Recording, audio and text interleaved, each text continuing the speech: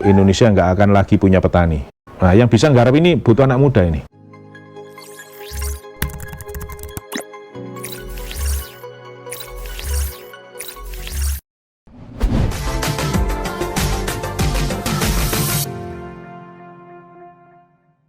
Assalamualaikum warahmatullahi wabarakatuh.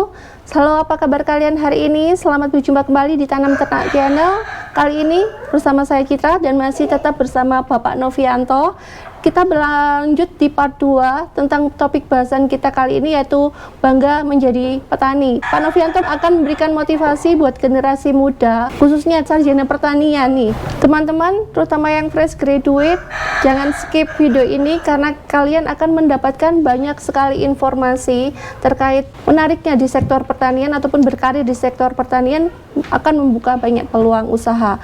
Dan sebelumnya saya ingin tahu dong Pak, tentang perbedaan minat generasi muda, baik pengalaman Bapak di luar negeri nih dengan generasi muda yang di Indonesia terhadap bidang pertanian, Pak.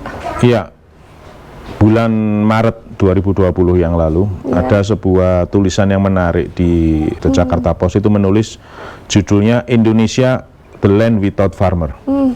Artinya analisa tersebut menyebutkan kalau pertanian di Indonesia masih seperti ini saja dan juga tidak terjadi regenerasi petani, maka diprediksi tahun 2050 Indonesia nggak akan lagi punya petani. Jadi petani yang ada sudah habis karena usia, dan petani anak-anak muda tidak ada yang masuk di bidang pertanian. Tidak ada regenerasi. Nah, kalau tadi pertanyaannya di minat generasi muda di luar dan di Indonesia, sebenarnya tantangannya sama, ya, tantangannya sama. Meskipun di luar negeri mereka khususnya pemerintahnya ngoyo melakukan segala upaya untuk menarik anak-anak muda masuk di bidang pertanian, memberikan insentif untuk petani muda, misalnya memberikan kemudahan kredit untuk investasi pertanian baru yang dilakukan oleh anak muda. Membuat satu kegiatan bisnis matchmaking. Jadi anak muda dikumpulkan, di sana ada pelaku yang pelaku pasar, ada pelaku tradingnya, ada pelaku yang di produksinya. Mereka fasilitasi itu untuk duduk bersama, berdiskusi bersama. Ini mereka lakukan secara terstruktur dan konsisten. Nah, Indonesia tantangannya sama dengan luar negeri. Yang kita perlukan adalah upaya yang lebih maksimal untuk bisa menarik anak-anak muda ini ke pertanian. Saya beberapa hari yang lalu ke sebuah perguruan tinggi pertanian, ya.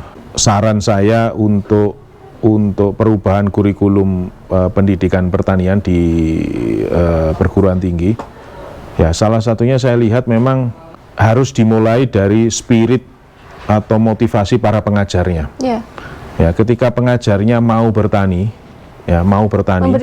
memberi contoh langsung, atau memfasilitasi sebuah lahan, ayo dikerjakan bersama-sama nih. Buat bisnis case yang real. Kita punya lahan, ayo dikerjakan. Apa yang mau kita kerjakan?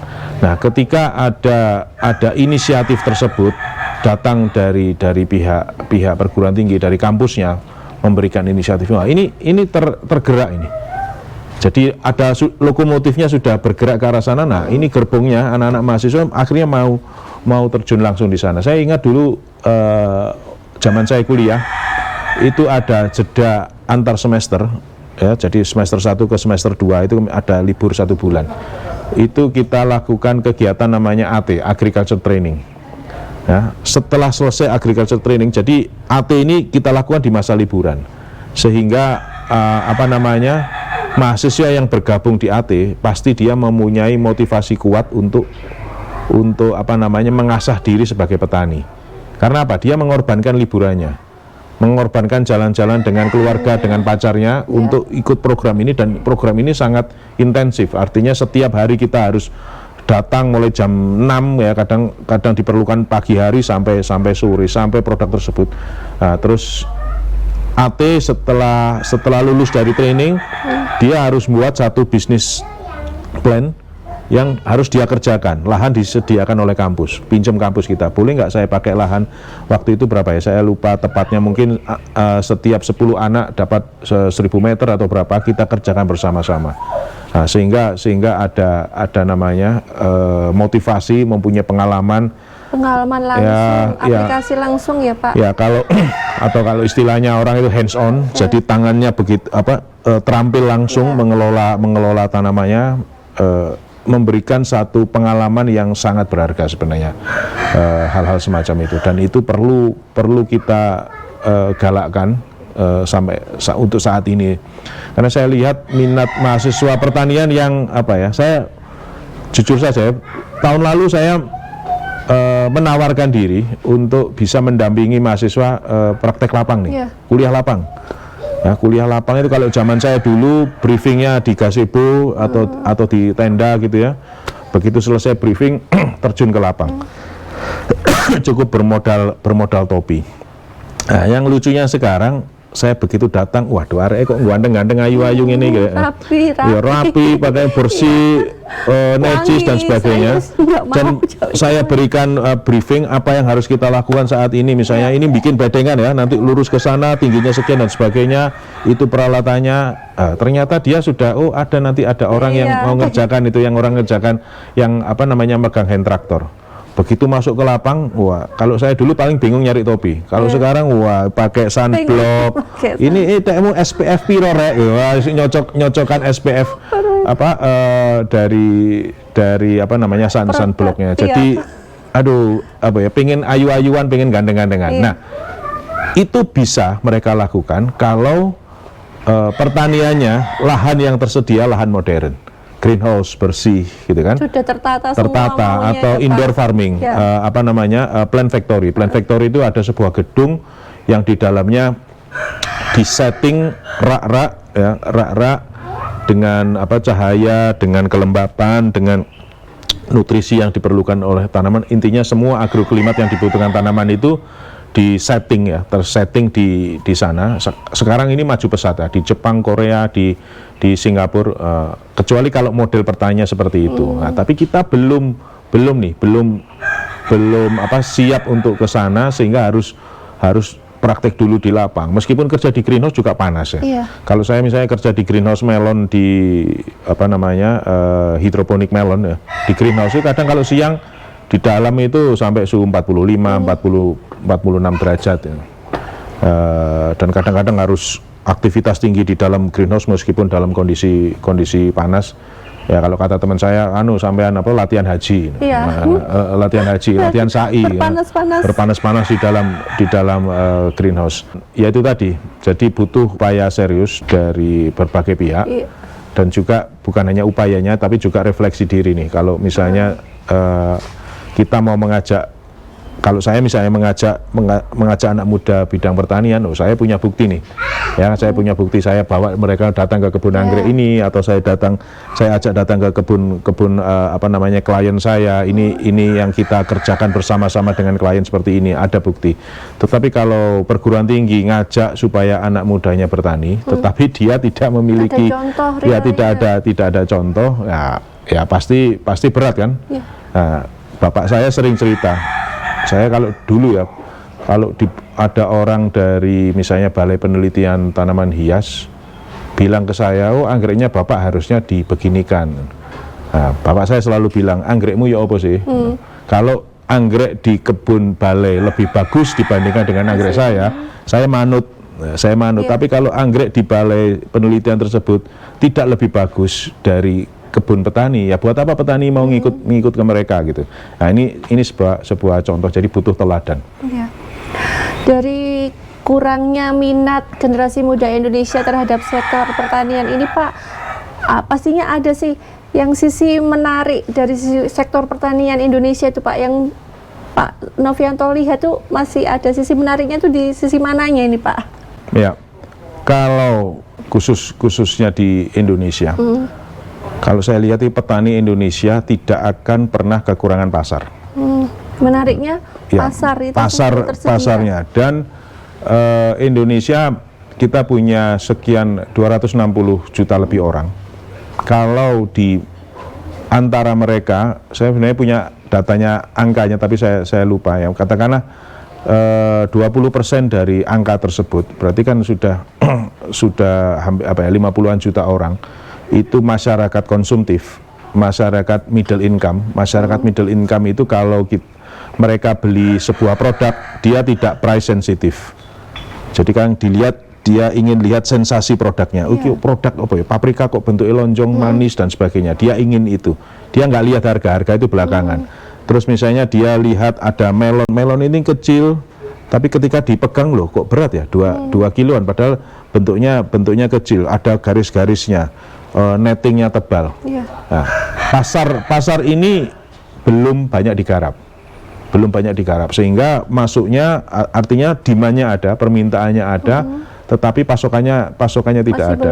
Dan ini angka ini terus tumbuh ya, artinya angka masyarakat dengan daya beli ini terus tumbuh meskipun ada saat ini ada pandemi dan sebagainya, pertumbuhannya melambat tetapi masih tumbuh.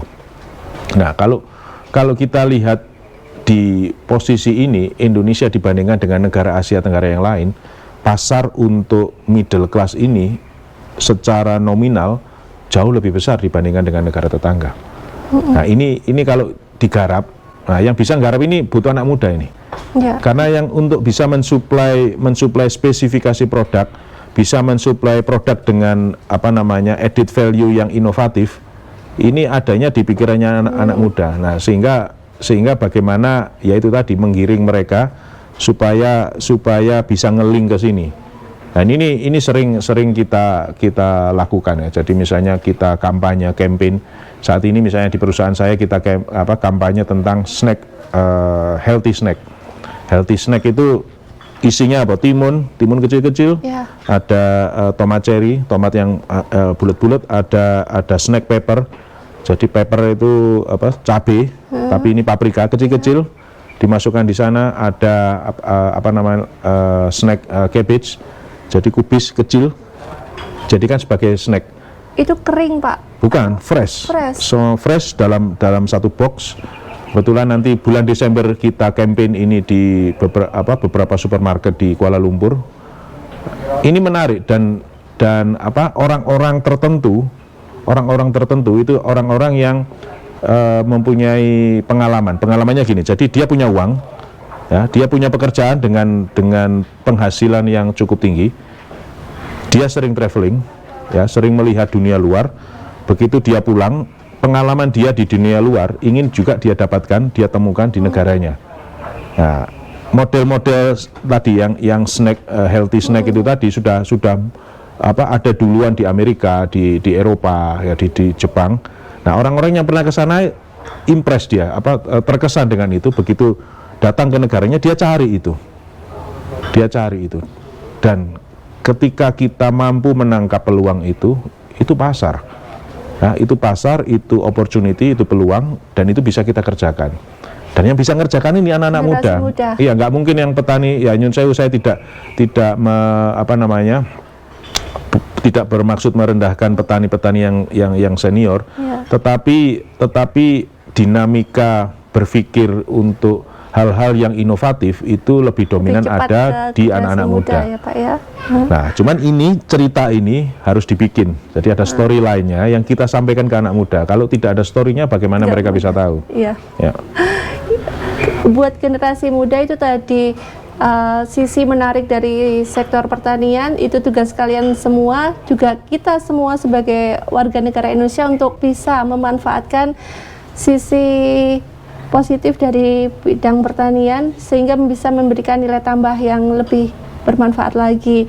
Dan untuk ini Pak, menjadi peluang bisnis terbesar sektor pertanian kan ada hortikultura, tanaman pangan, tanaman serealia, apa itu Pak? Itu lebih dominan di mana Pak yang mungkin bisa menjadi peluang bisnis terbesar buat generasi muda?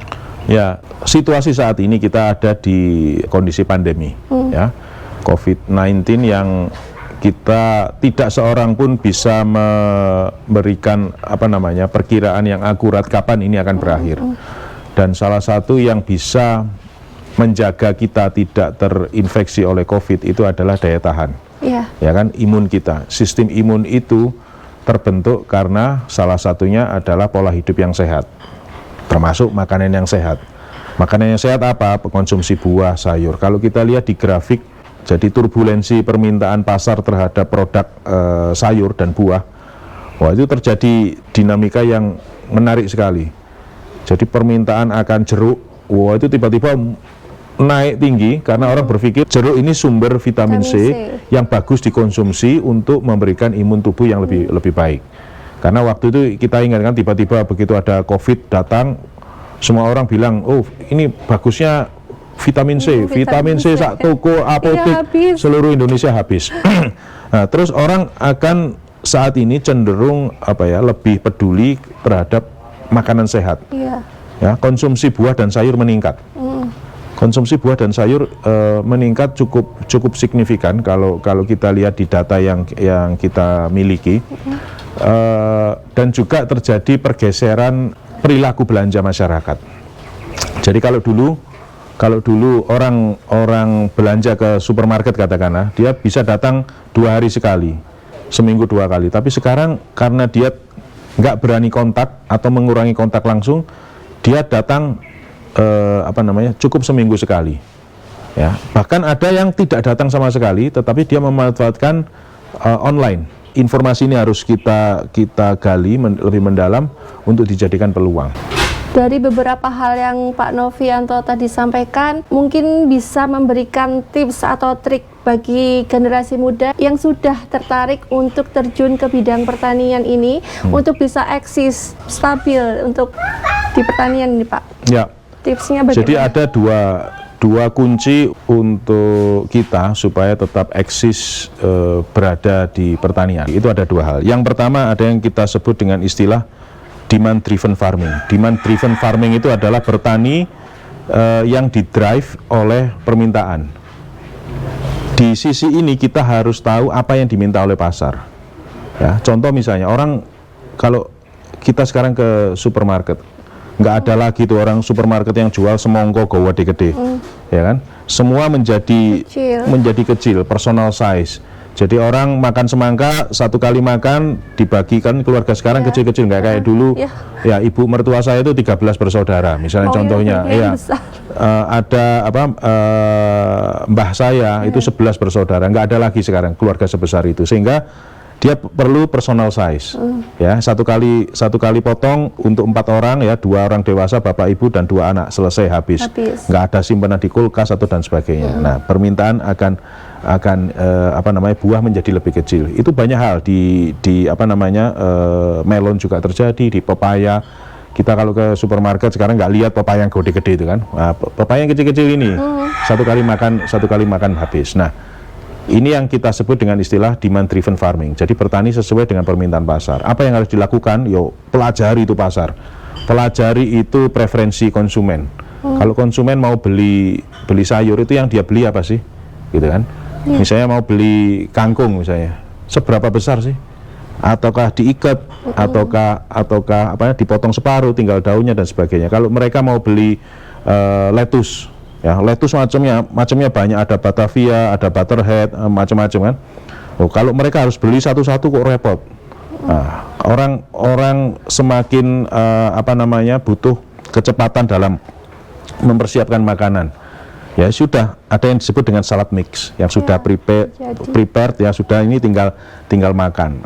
Belanja juga gitu, butuh sop-sopan. Ya, gak butuh beli wortel 1000, tuku misalnya buncis 1000 nih, ribet. Jadi satu kemasan. Nah, ini yang perlu diperkuat adalah di informasi pasar, informasi konsumen. Nah, itu tadi yang saya sebut dengan demand driven farming. Yang kedua adalah innovation driven farming. Jadi kalau kita punya produk yang inovatif, belum ada di pasar sebelumnya, nah kita ingin memperkenalkan produk ini ke pasar. Investasi apa yang kita butuhkan? Itu edukasi, mengedukasi konsumen, mengedukasi orang-orang yang ada di pasar, orang yang di supermarket, orang yang di restoran, orang yang bagaimana sih cara makan ini. Kadang-kadang ada sayur baru, orang nggak ngerti.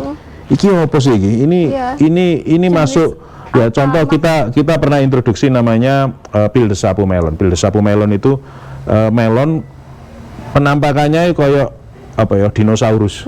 Jadi kulit luarnya keras, coklat, garis-garis.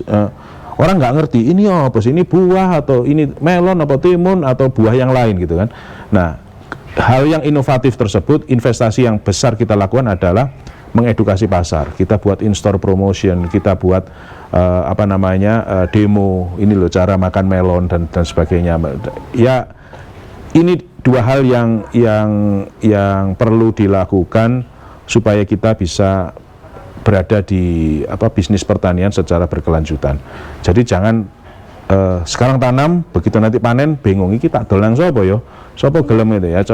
Saya ikut di grup WhatsApp, itu ada grup petani melon, grup petani apapun ya, grup petani sayur. Yang sering terjadi di sana apa? Orang tanam, begitu seminggu kurang panen, nah dia posting, ini saya punya melon nih, ini seperti ini dan sebagainya. Jadi dia tanam sesuatu yang belum jelas pasarnya siapa. Nah, buah dan sayur, produk segar ini kan masa simpannya pendek. Masa simpannya pendek. Sehingga kalau dia panen tidak langsung terserap oleh pasar, busuk. Nah, pada posisi ini, ya pada situasi ini posisi petani sangat lemah. Ya wes, kamu tak beli wes, kalau mau 5.000 per kilo gitu. Nah, petani kan mikir, waduh, ini payune mak lakunya hanya 5.000 rupiah. Kalau nggak saya lepas nanti busuk, ya saya lepas kok murah sekali. Nah, posisi dilematis ini yang seringkali petani mengambil kesimpulan, ini pokok produkku payu dhisik kok gak bosok gitu. Nah, ini yang kalau model-model pertanian semacam ini yang tidak bisa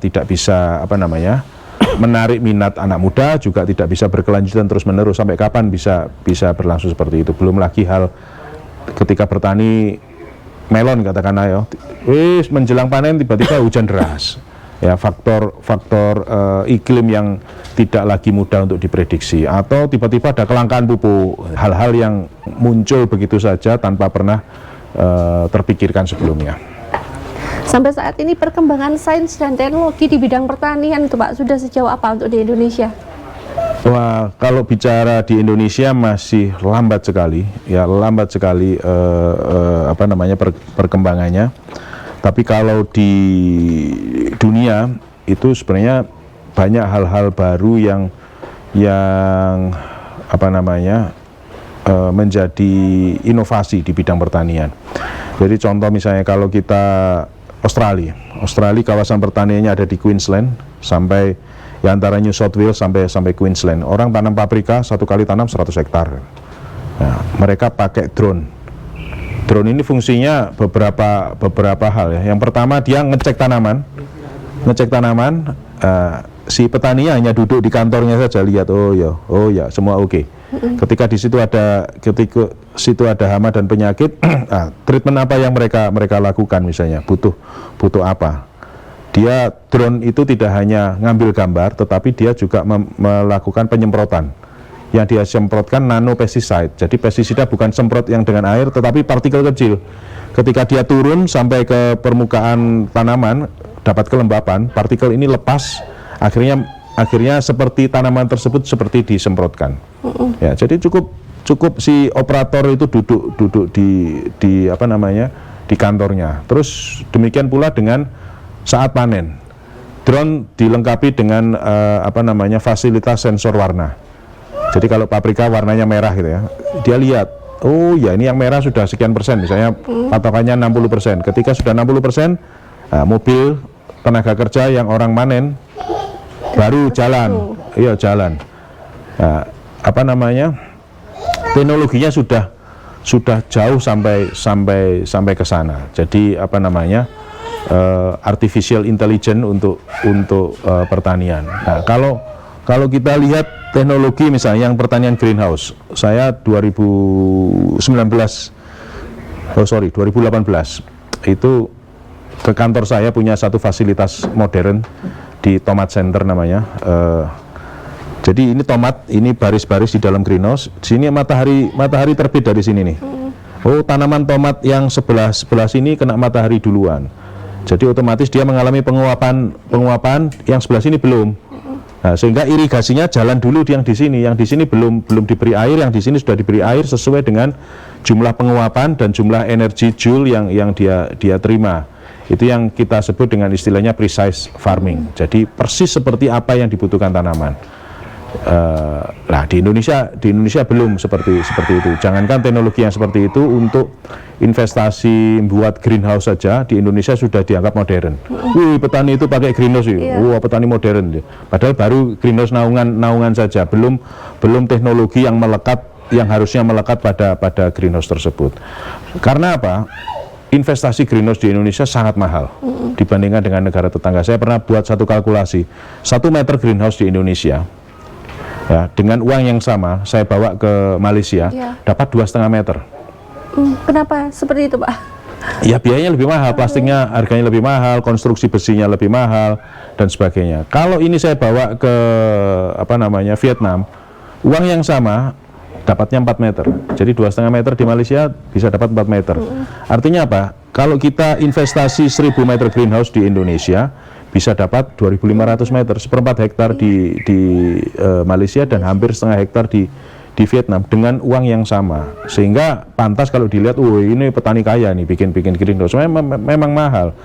Dan pertanian kita istilahnya protected farming ya. Protected farming itu pertanian yang ternaungi, tertutup, entah mau konstruksi bambu, entah mau besi dan sebagainya. Ini bisa jadi masa depan untuk Indonesia ya. Masa kini dia sudah berjalan, tetapi ke depan akan lebih banyak dibutuhkan. Karena apa? Faktor lingkungan bisa kita kendalikan. Ya, mau di luar hujan petir, ya di dalam tanamannya tetap kering, pengairan tetap kita kontrol. Di luar sedang banyak musim hama berterbangan dari sebagainya. Kalau sampingnya dia punya insect net, nah dia bisa kontrol meskipun tidak memfilter 100% hama tidak masuk ke dalam greenhouse, tetapi kita bisa memberikan proteksi lebih baik. Nah, sekarang kita lihat ya, kita hari ini di bulan Oktober ya.